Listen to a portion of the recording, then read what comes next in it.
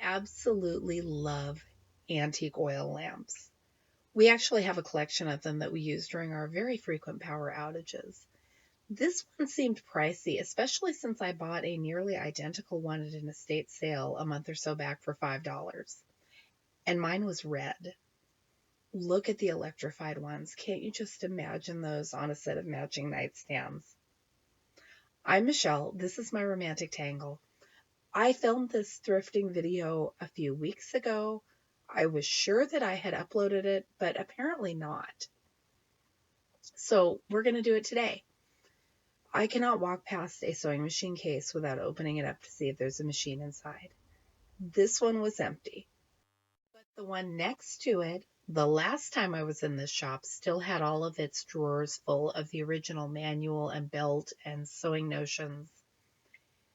And it was just a whole lot of fun. I didn't open it up on this trip because I already knew what was in there. I'll put the short in the description if you are curious about what was inside.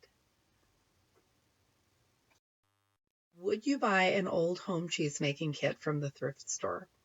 I couldn't tell at first if this was actually old or just packaged to look old-fashioned and nostalgic, but there wasn't a UPC code on the packaging, so I'm guessing it actually was kind of vintage.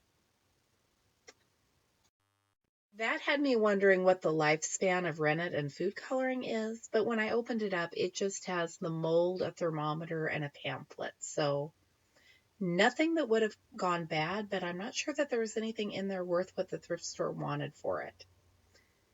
This trunk had personality. It belonged to Mrs. Mildred E. I cannot remember her last name or read it in the video, but it was neat and did not smell nearly as bad inside as that video is going to lead you to believe. And I'm curious because I think this is from a time frame when women were Mrs. her husband's name. Can't walk past old clocks without stopping to take a peek at them. That one was pretty. And a question for my stitching friends. Would you have bought this? I was tempted, but I already have some unpackaged pieces of this at home. I haven't stitched on them yet, so I convinced myself I didn't need it.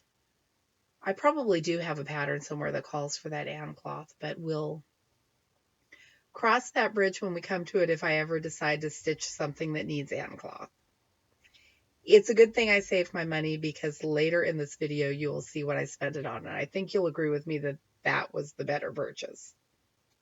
If you see something stitching related, that is your cue to look every place else that stitching related things could be. The Afghan kits were in with the linens. Now I'm in the craft aisle, and they had a surprising number of fairly new little stitchery kits. They were adorable. I could see myself stitching these, but not for the price they were asking. That unicorn is definitely Dollar Tree. These are pretty. I think they wanted $2.99 and $3.99 each, which isn't that much less than they would have been in the store, I don't think. My mom and I were thrifting last week, and I got a reminder that if you are looking for needlework kits, you really need to dig. I had walked down the same aisle at least twice, probably 3 times, and still not noticed a stack of 5 cross-stitch kits. They tend to get buried in with all of the party decorations and other crafting stuff that isn't nearly as interesting. So if you see one kit, dig because there may be others. And these cute little birds caught my eye. I sent a picture to my daughter to see if maybe she donated her collection. And immediately my phone rang asking me to pick 3 of them up for her. This couch is haunting me. I first saw it August 10th at the Teen Challenge thrift store up in Salem. Then I saw it September 27th at St. Vinny's down in Albany. This is October 3rd at St. Vinny's, and I am positive this is the same piece of furniture. How did it travel? Why did it travel?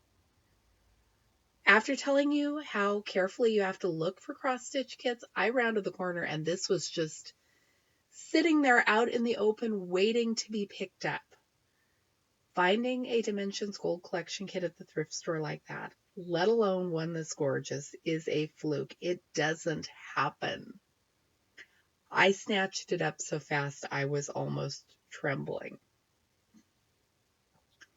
Which is silly of me, I know, but I love the hunt.